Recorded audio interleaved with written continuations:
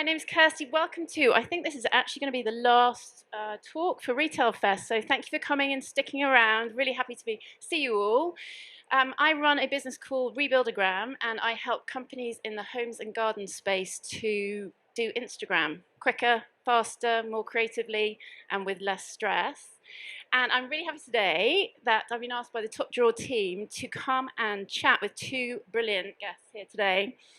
So David and Mark run a brilliant blog called Forward Features, and I am quietly in awe of what you guys do. They create so much content, so they are just a powerhouse of a team. So they are across Pinterest, Facebook, Instagram, everywhere, Twitter, but they're not only just creating their own amazing content, they are also specialists in their field. David is the PR and social media manager at Loaf Home, and Mark is a social media strategist in the design sector. Sorry, I'm really bad with this microphone. Shout if you can't hear me. Okay, so your content, guys, is so good. And once I knew I was doing this, I went to have a look, and I was kind of down a rabbit hole of kind of Instagram. So for people that don't follow you, just explain a little bit about what you do and what kind of content you create. Shall I go? Is that really loud? Whoa! So we started the blog because we decided to move in together. And so it became this sort of platform of putting design inspiration up, things we've seen. We're really lucky with our full-time jobs to come to exhibitions like this. So we wanted to have a platform to share what we're seeing, really. And it also just sort of became more about our renovation, moving in together, and yeah, just general sort of interiors and lifestyle. Brilliant. And how did you guys meet? Am I allowed to ask that? So Mark used to work for the furniture company Dwell, Okay. and you were a social media intern. Yeah, I was on secondment from being in the shop floor, so they brought me down to London, and I basically just never left. But in that time, I met David, who worked at our PR agency. Okay. So it was kind of frowned upon, but not really. Okay. Did you have to keep it a secret?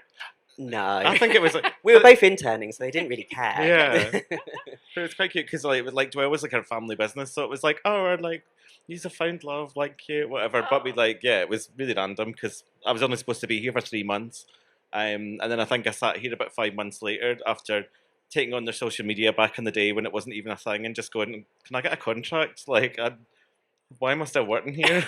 Like, I should have left. So tell me, the idea behind the blog, it's to give people inspiration, and lots of people do blogging, but how do you balance the way of making it a commercial success as well? How do you? So we get approached by brands fairly often, which we're really lucky to have that happen. I suppose for us, where we have full-time jobs as well, it's not. That's just a sort of side hustle and a nice to have, which is great. So it's just balancing the time, really, isn't it, between those sort of commercial opportunities and doing full-time work as well. Yeah, but it's nice because we only really talk about stuff that we're ever going to talk that we're in that space for. And I know every content creator says that, but we really do because we just don't have time to do anything else. So anything that we do create, like, we're probably already going to be doing it anyway, and it's a bit of a bonus. So like happy days. But that just means that content that we put out is like really authentic, and we can really just go on the journey with the brand and create stuff that they want to create, and really work with them and creating something together that is going to work for both parties. Yeah. Brilliant. So it's all about being authentic and Yeah. tying up with brands that you work with. And tell me, you're on Instagram, because I love Instagram. I kind of go onto Facebook and I'm like, ugh. But are you on all the different platforms? Would you say to people that are, taking on social media, is it good to spread yourself across all different platforms? How do you do that?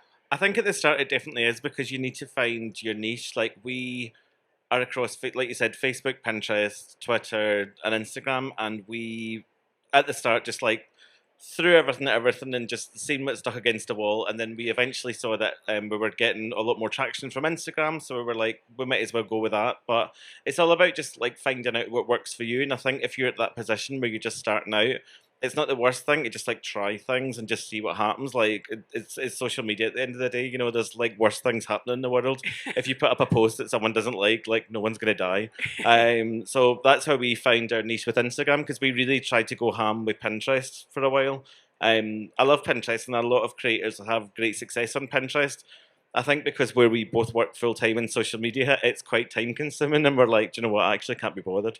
And we see more success from Insta, so we just pivot towards that. And it's I guess it's just finding your niche and doing what works for you. Okay, brilliant. And one of the things a lot of my clients say to me is they find running a business and running content on social media is really time consuming. How do you come up with your plan? Do you plan things with a scheduler? How do you ensure you're consistent, or is it a bit hit and miss? So where we do work full time as well, it can drop off what we're doing, can't it? The sort of content we're putting out, we could go a couple of months where all of a sudden we're like, oh, we've only posted a couple of times. But this year we decided that we'd be more planned. Yeah. We don't use any planning tools. We don't upload to, I don't know, Hootsuite or anything like that. Not to say that wouldn't necessarily work for anyone else. From a brand perspective, yes, we do use scheduling tools. But for us as content creators, we just put it up. Yeah. But it's very organic and yeah. Okay. And I great. think that's the funny thing. I mean, we were literally talking about this afternoon. We were going through captions and what we've put out there in the world because we were like, let's just make sure it's not crap for doing a talk.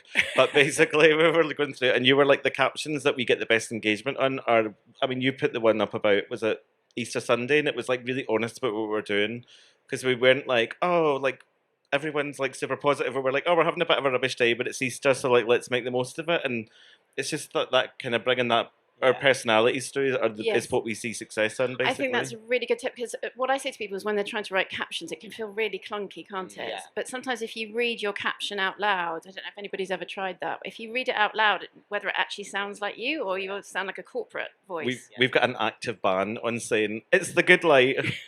Because we get really good light in the living room in the morning, and we're like, oh, in the caption, I'm like, the good light. And David's like, no, literally get in the bin. We can't say it again. Like, We kept saying it. The other one I do is like when you're coming on stories, you're like, hi everyone, just popping on. Yeah. It's like, oh, don't say that. You Yeah. have to stop. Again, that you kept pointing that out. We'd be like, hi guys. Okay, so can we talk a little bit about insights? So obviously on Instagram, there's a lot of data you can find on Facebook as well about how your content's performing. Are you guys good at looking in that? Is that a useful thing for people to be doing if they're wanting to work out what content to post? Yeah, for sure. Go on.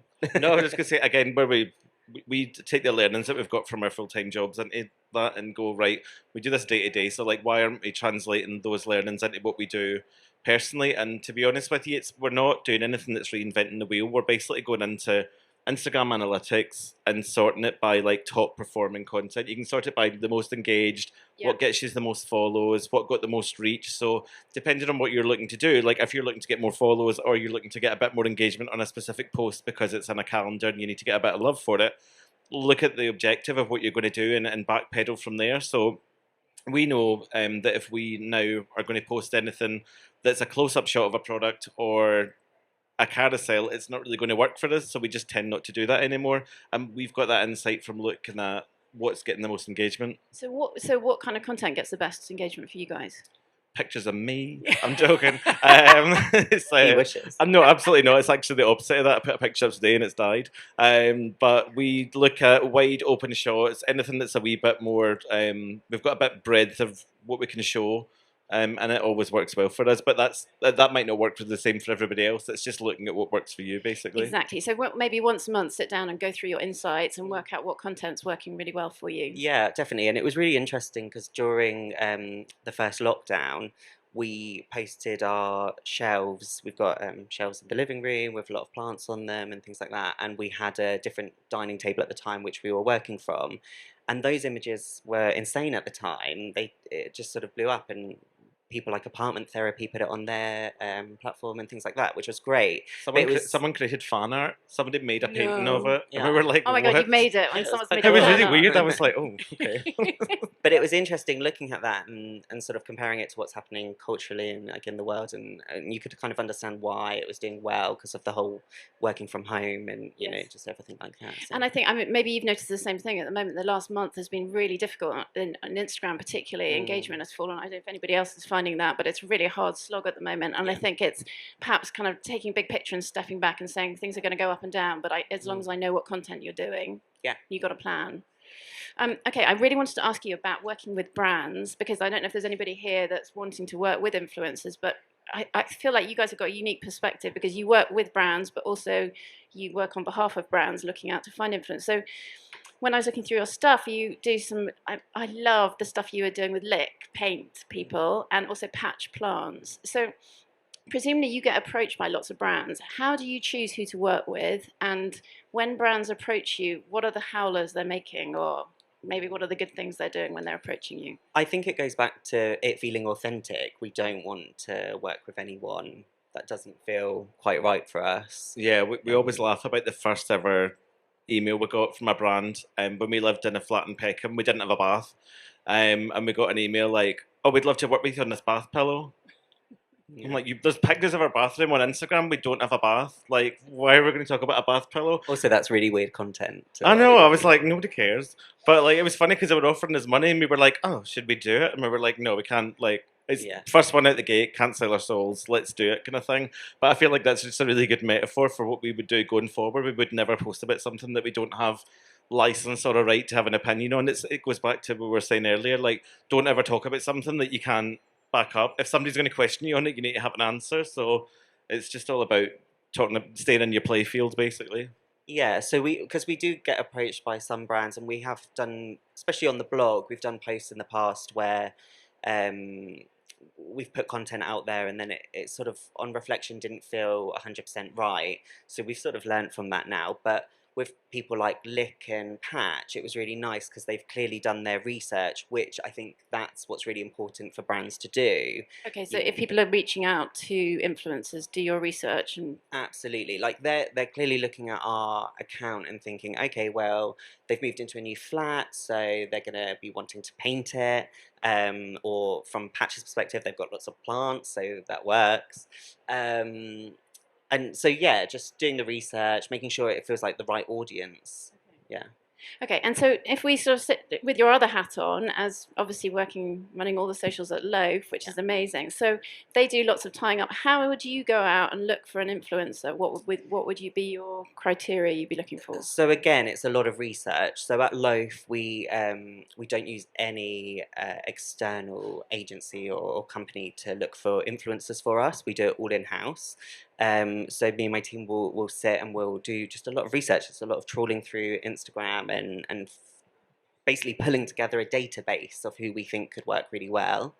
It's looking at the demographic of and seeing who their audience is, looking at their engagement rate, making sure that's that's suitable, their following, and then obviously most importantly their images, and that their images are right for the brand and that they work for us. And then the process, you sit down together with those influencers and then you plan out the whole program. Because I always think some of my clients have worked with influencers, and when they haven't agreed exactly the strategy of how many posts, how many stories, it can lead to problems later on. Yeah, definitely. So we're really clear. We'll put together a campaign brief, and that will have timings, the deliverables, just basically outlining everything on this brief of what we expect, and and basically go from there. And then they can come back and ask any questions, and we just make sure it's really clear and upfront straight away. So when it comes to doing the campaign, everyone's on the same page. And presumably the most effective ones is where you partner with somebody on a long-term basis. Yes. So you're not just doing one quick campaign, it's maybe doing something through the season, so spring, summer. Yeah, definitely. I love working with the same influencers. If there's been lots of campaigns at Loaf where I've been like, that's spot on. It's worked really well. It's been the right influencer for us. So yes, we'll come the next campaign a bit further down the line. We'll reach back out to them and look to work again. And if there's any small businesses here that are thinking about approaching influencers, do you have to go for big ones that can feel intimidating, reaching out to people with millions of followers? Does it? I guess if you're going to reach out to people with larger followings, then the fee's probably going to be bigger. That's the only thing I'd say. But I don't think it's necessarily about following. It's about engagement rate. No, and I think it depends on what the objective of the campaign is as well. Sometimes you might just want to get the word out there and go for big bang reach, get like a lot of eyes on it, and that's when you go with somebody for a bigger following. Or if you were going to go for someone who might actually like have some product and sell something, go for somebody who's got a wee bit more like better engagement, more of a like loyal following. Like look at those engagement rates, look at how many likes they've got rather than how many followers they've got. and how much, like, look at the interactions that are happening on that content as well. Do they have a really nice engaged audience that are asking questions? Because you know you're going to get a bit more of a rich relationship with that person. Yeah. And usually you'll find that they've probably got a niche as well. So find that influencer's niche and really go for it. But yeah, I guess it just depends on what you're looking for the campaign to do. And is it worth reaching out, sort of asking what people's rates are? Because I think the big thing is nobody talks numbers or money, do they, to start with? So sometimes you'll find influencers will have their own media pack. So if you reach out to them, they'll send that to you, and then I think it's just talk about numbers straight away, right? Yeah, definitely. I think get the media kits. Yeah. See if the rates work, but it's a negotiation at the end of the day as Yeah. well. I think if it needs to feel right with the brand's budget, and it needs to feel enough for the influencer as well. But also, if you're gifting product, then that's part of it as well. That it depends what the value of the gift is, and that might bring their fee down. And yeah, you just need to negotiate. Okay. And if you want to reach out to influencers, maybe start following them, start liking their comments, engaging them rather than going for the direct DM, yeah? Yeah, definitely. I think Yeah. following them for sure, and then a little bit of engagement. But I just don't think it's too bad to just Say hi. Yeah, say hi. Okay. Yeah. Okay, and I wanted to ask you about user-generated content. Does everybody know what user-generated content is? It's sort of horrible marketing speak. It's basically content that your customers and consumers create for you, and Loaf are amazing at using that. What's the hashtag? It's Loafers Homes. nice. Okay, so how do you guys go about collecting that, using it? So we have the hashtag Loafers Homes, which we've always had since I've been there, and we push that across our social platforms, well, Instagram mainly, and basically it's encouraging any Loaf customer to post the photos of their product onto social media and we'll potentially then repurpose it and share it as UGC. So a few things we do to sort of generate that. We will we post weekly stories on Instagram, and it will be like this week's top 5, and we'll use that UGC content, UGC, and yeah, UGC, and put it up on the story and credit the customer. We also put it in our bio. Just to encourage and show people what the hashtag is. So yeah, it's basically just a great tool. It's really nice as well with the Loafers Homes hashtag, because it feels like this community, which I really like. Yeah. And I don't know, I'm sure everyone here is probably similar, but when we go to buy a product, and we had it recently, we were looking for something in particular, and we went on the brand's Instagram, and we went straight to the tagged photos, because we were just eager to see it in someone else's home. And I think that's what people really want to see. The brand imagery is beautiful and it always looks great, but it's also really nice when you see a product in a different environment to get an idea of, okay, well that's how it could look in that room setting or in that space. Yep. It's like a visual review, isn't it? Like, yes, I was going to say it's like TripAdvisor, but you can trust it. Yeah, well, that's what a lot of the like companies and like brands that I've worked with like put a massive focus on, like Trustpilot or FIFO, and gathering those reviews, which can be quite dry sometimes. Yeah. But you can't really hide in a UGC post. That is literally somebody going, "I like your product so much that I'm going to post about it, put it on my social media." You can then use that image, and people in their audience will get a bit of a vibe for it. If someone's looking for it, they'll find it in the tag comments.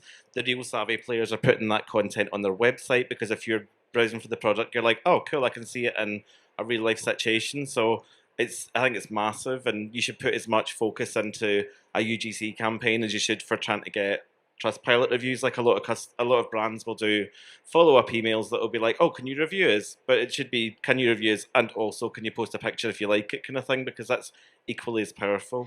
Yes, it's sort of gathering a fan base, isn't it? So starting a hashtag is a really good first step for your brand, yes? Yeah. So think about one that hasn't been taken, and and then using your stories is a really good place to share it, isn't it? Because sometimes if you don't want to clutter your grid with other people's kind of images. Okay, so stories and highlights as well. Yeah, highlights are great, because then it lives forever. It's not like 24-hour, oh my god, it's gone away, what was the point in doing that thing? It can stay there for a while, and people can again just go in, and if you format it well, people will be able to like pop in and be like, okay, there's all the UGC, let's market and speak. But people will be like, there's all the pictures.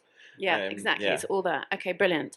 Okay, and I was going to ask you, I'm going to come to you in a minute for 5 tips for everybody here. Your top tips for 2022 for people wanting to embrace social media. But I was just going to ask you about video content because I'm mad about Instagram Reels. They are so powerful for my clients. You guys are using them firstly for you, but also for the brands you're working with. Yeah, so for us, yes, we need to do more, just because they're time Do you know, I consuming. don't think there's anybody that's using Reels that doesn't say, I need to make more. Yeah. So yes, we are, and we've just started on a TikTok account. Yay.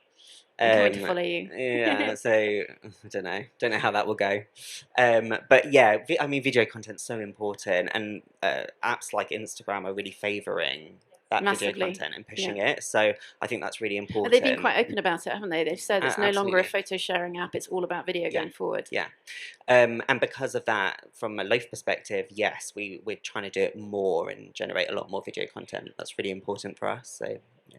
And the ability to get more eyes on stuff with Reels, and presumably working with influencers on Reels is a really good way forward. Yeah. Okay. Yeah, and again, that's something we're focusing on. Because you don't feel like you're being sold to. I think that's the trick, isn't it? When you do Reels really well, it's entertaining, and you just want to keep watching it. It's infotainment, which is a buzzword that I learned and hate using, but it totally is what it does. It does what it says in the tin. It's usually like really informative. People do a lot of like 3 steps towards whatever, or 3 ways to get this in your house, or whatever it is. And they're usually entertaining because you have a bit of like music in the background. It's fun. It pops up. It's really engaging. And like we said, Instagram's favouring them, so it does get put in front of a lot of other people. Yeah, so much. What I'm finding with clients is making Reels that get you off the Reels just scrolling and actually having something like a call to action. So you say you share 3 or 4 tips, but only 3 are in the Reel and 1 is in the caption. So you have a call to action that drives people away from the Reel. Or just trying to make it loop. Because then people get stuck in it, and you're like, haha, exactly. The other thing is, I think if you keep your Reels quite short, people watch them again and again. If there's a lot of information to take in, then they have to kind of keep watching. We laughed about this, but our best Reel that we ever did, someone was doing like a colour challenge on Instagram, and we were like, right, let's get involved. And the 2 of us dressed in double denim, and we were dancing to C'est La Vie by Bewitched. It had nothing to do with anything. And it got like 1.5 million views. Whoa. Yeah, it was like, I'm absolutely mortified, but like also proud of it. So it's fine. It just goes like when you're having fun and you're just doing it. I totally agree. Exactly. And the difference between TikTok and Instagram is interesting, isn't it? TikTok's a bit more rough and ready, but I think Instagram Reels up until now have been so polished, but I think more and more people are just wanting to be a bit more authentic on there. And you don't need to have a huge production cameras and a whole kit. Just get out there and film, yeah? Absolutely. Okay, right. Just before we finish, let's have your 5 tips for everybody here who is wanting to up their game on social media this year. Do you remember them? Yeah, I do remember them. We were going over this in a taxi. So number 1 was actually going back to UGC. We think that UGC, like we said, is like the way forward, and it's really kind of easy to get. If you want to kickstart a community as well, engage with people that work on your brand, really get it going. But then also don't be afraid to put call outs on a website, or, just ask for it, because people will do it. You just need that call to action to encourage someone to do it. Okay, so on your website for feedback, and also on your socials as well, saying, asking for people's... Just put it everywhere, anywhere you can. Literally put it on a sticker. I don't know. But yeah, it's worth just asking. All you need to do is ask, because you can't really expect a customer or a user just to do it off the good. Like, that'll happen maybe once in a blue moon, but if you actually ask for it, you're going to get it. Okay, brilliant. Okay. Okay, so UGC. We wrote them down. Hang on. I think the next one was... Oh, just to start posting. I mean, I think especially if you're a smaller brand, then don't be sort of worried don't plan it too much. Yes, basically, I totally just agree. start doing it, and you'll soon find out what is working for you. Yeah. But I think a lot of people, it could be very easy to overthink it, and I don't think it necessarily needs. It doesn't need to be perfect. No, just get going. Not at all. Yeah. Okay. And then that takes us into the third one, which is to review the content. So give it a sort of minimum of, I don't know, maybe a month. Look back, see what's working for you, and then you can take those learnings, and then you know what's going to be working, which is really handy. Brilliant. Stay abreast of new functions. So really, do your research, read about things, but even knowing Instagram is favouring video content, so it's really important. So start focusing on that a bit more. Use the Instagram functions from a Loaf perspective. When we do a story and we put a poll up, Yes. it's amazing. The reach is fantastic because people just love to click on the one Do they you know, think is their favourite. It's so funny, isn't it? Because on Instagram stories, all those stickers, everyone's like, oh, they look like they're for sort of 12-year-olds. Yeah. But And actually, they're so powerful, aren't they? so perfect. But really, they're not doing that much, but they're just getting you to engage and stay on that story a little bit longer. What's happening is the algorithm is looking at that story, and if you have a story that goes up and nobody engages with it, it's only going to maybe show it to 10% of your followers. Exactly. But if people are engaging and responding, even if it's a yes, no, or you put 2 plants up, one or the other, suddenly Instagram says this is good content and it shows it to more people. Yeah. So the stickers, we love the stickers. Love the stickers. The other thing, what I found is if you've got a big story campaign launching, go quiet on your stories for 24 hours before. That works really well for me. Yeah, because sometimes you get that wee notification, like someone's posted for the first time in a while. So sometimes not posting's almost as valuable as posting. But yeah, plan it. Plan it. Okay, great. And the last one was to just be authentic. So don't ever ask a question you can't answer. And I think that goes across a lot of things. You know, there's a lot of trending moments on social, and sometimes brands are like, right, I'm going to get in on that and like put my order in. But then if you've not got the clout to back that up, if you can't tell that story in an authentic way, don't do it, because social's where everyone sees. It's so transparent. You'll see if a brand's talking about something that they don't really have license to talk about. There's nothing worse. So jumping on bandwagons of sustainability or whatever it is that they can't quite hold up to? Unless you have a really strong sustainable message, which you can genuinely shout about, do it. But I think don't just start talking about it if it's not something you can really back up. Okay. And do you think that extends, I'm a bit reel obsessed, but there are lots of trends we see on reels. Do you think, certainly as a business, do you have to be careful about what trends you jump on, that they're relevant for your business? Oh, definitely. Like at Loaf, we're very particular because we want to stay on brand and we want to keep that tone of voice. So we won't just jump on a trend because it's happening. It needs to feel right for us. Okay. Otherwise, it's just going to look weird and people are going to be like, "What are you doing?" Yes, exactly. I think it was like because Reels and TikTok and all these new formats are also audio led. So it's important to go into the audio that you're picking. If you're going to put a track on it, go in and look at what everybody else is doing, because there's a lot of people being stung recently by using trending audio because you're like, oh, that's cool, but then it's like really inappropriate lyrics or something, and you're just like, oh, cool, whatever. And it's just, having a wee look, having a wee check. Yes, that's a really good. Okay, brilliant. Okay, so and what have you guys got coming up in the next 12 months? Anything exciting for you to tell us about? We've got a few projects on the go with some brands, which is very nice. We're obviously doing lots of stuff to our new build flat, so we're going to be posting about that. Yay! But Brilliant. Okay, good. Has anybody got any questions for these guys? Yes. We'll just get you a microphone.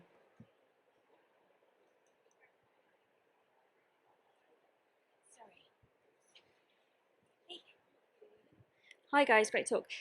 So at Loaf, what due diligence do you do on the influencers? Because I find influencers they've got a high following and a high engagement, but I feel like I use a lot of beauty influencers. Some of them use kind of like these clever comment pages. So how do you really kind of test to see if they're genuinely going to put your product out in front of the right audience?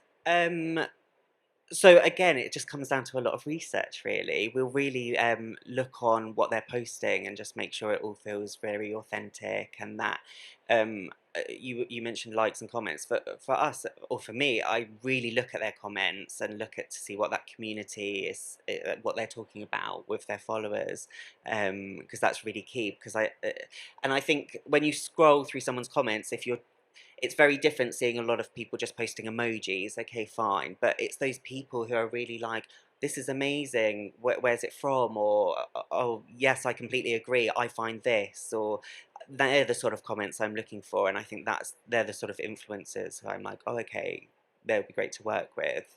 Does that answer your question? Yes. Yeah, okay. Thank you. Any more questions?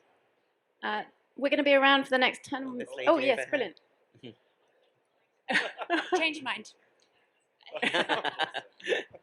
You mentioned a little bit about costs and things. So we're in a bit of a predicament. So with Shropshire Petals, we grow like biodegradable confetti, and we've done loads of stuff with influencers over the years of like just gifting for their wedding, and we're in sort of a tricky one now where people are like, oh well, I'm an influencer and I've got this amount of followers and I've got great engagement, and this is how much our prices are, and we're like, whoa, this is a totally new ball game to us. And while we're in negotiations with one particular influencer, and her prices were like way higher than anything we could go to, and she's thankfully come down a lot, and we're sort of working things through. But sort of approaching someone and saying, hey, this is what we can pay, please don't be offended. Like, how, I mean, where pricing wise, I know everyone's different, but where do you even start?